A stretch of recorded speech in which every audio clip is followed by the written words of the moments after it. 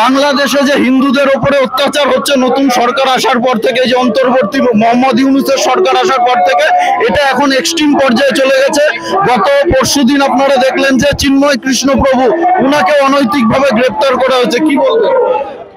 এই যে গ্রেপ্তার করা হয়েছে প্রভুকে, এটা শুধু আজকের বিষয় নয়, এর যে ছাত্র আন্দোলনের নামে যে অরাজকতা, যে স্কুল কলেজের হাজার হাজার লাখ লাখ টাকার সম্পত্তি নষ্ট করা, যে উগ্রপন্থী দেশদ্রোহিতার কাজে যারা লিপ্ত, আর তারা সামনে এসছে, আর তারা এই সরকারকে পতন ঘটিয়ে বিরাট একবারে হিন্দু শূন্য করার জন্যে, যেমন এর আগেও 1946-এও দেখেছেন, নোয়াখালী দাঙ্গা দেখেছেন, সেই সব একবারে হিন্দু সমাজ তখন থেকেই যে হিন্দু যাতে বাংলাদেশে না থাকতে পারে তার জন্য ওদের যে প্রচেষ্টা, এখনো যে শুধু যে সরকার পরিবর্তন নয়, সরকার পরিবর্তন করলে যদি সব হয়ে যেত, তাহলে এরকম হিন্দুদের ওপরে অকথ্য অত্যাচার, মঠ মন্দির এবং সাধু সন্তদের উপর আক্রমণ, তাদেরকে হত্যা করা, এবং এই চিন্ময় প্রভু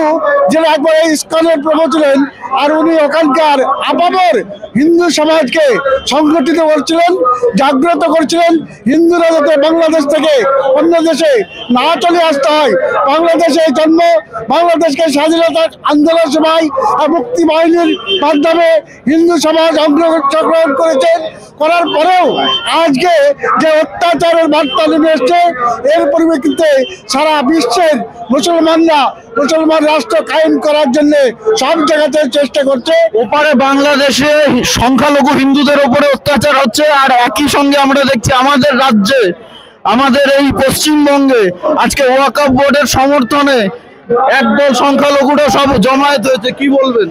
ওয়াকফ বোর্ডের যে সম্পত্তি, আর সেটা যদি এই ভারত দ্বিজাতি তত্ত্বের ভিত্তিতে ভাগ হয়েছিল, সেই ভাগ হয়ে চলে যাওয়ার পরে ওদের যে সম্পত্তি, সেটা সরকারি সম্পত্তি হওয়ার কথা ছিল, সরকারের আন্ডারে হওয়া ছিল, কিন্তু সেটা না হয়ে ওয়াকফ বোর্ডের নামে আর কি সব ওই সম্পত্তি যারা এই দেশ থেকে, ভারত থেকে চলে গেছে পাকিস্তান বা বাংলাদেশ, আর সেখানে চলে যাওয়ার পরেও তাদের সম্পত্তি এই ভারতবর্ষে থেকে গেছে, সেই সম্পত্তি যদি সরকারি আজ পর্যন্ত কোনো ট্যাক্স দেয়নি, কোনো কিছু করেনি সরকারকে, তারপরে অনৈতিকভাবে ওরা ওয়াকফ বোর্ডে, এই সরকার আসার পর ওয়াকফ বোর্ডের যে সম্পত্তি, সেই আইন নিয়ে আলোচনা হয়েছে, আপামর জনসাধারণের কাছে কোন দিকে থাকবে, ঠিক থাকবে না ওয়াকফ বোর্ডের নেতৃত্বে থাকবে, তার জন্য সওয়াল উঠেছে।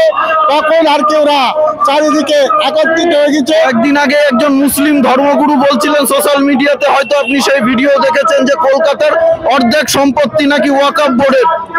ওয়াকফ বোর্ডের যে কোনো সম্পত্তি হিন্দুর, যদি হিন্দুর মঠ মন্দির 100 বছর আগে থেকে মন্দির আছে, সেই মন্দিরকে ওয়াকফ বোর্ড বলেছে, দাবি করেছে এটা আমাদের ওয়াকফ বোর্ডের সম্পত্তি। সেই ওয়াকফ বোর্ডের সম্পত্তি দাবি করলে সেই ওয়াকফ বোর্ডে যেতে হবে, সেখানে বিচার করবে কে? মুসলমান। যে এখন সওয়াল করবে কে? উকিল থাকবে কে? মুসলমান। সিদ্ধান্ত নেবে মুসলমান। সেই জন্য আপনার জমির ওপর যদি কিছু হয়, আর সেটাকে আপনাকেই প্রমাণ করতে হবে। একজন সাধারণ গ্রামের ব্যক্তি সে সুপ্রিম কোর্টে সে যেতে পারবে না, হাইকোর্টে যেতে পারবে না, সাধারণ কোর্টে তার বিচার হবে না, কোনো কিছু কেউ শুনবে না।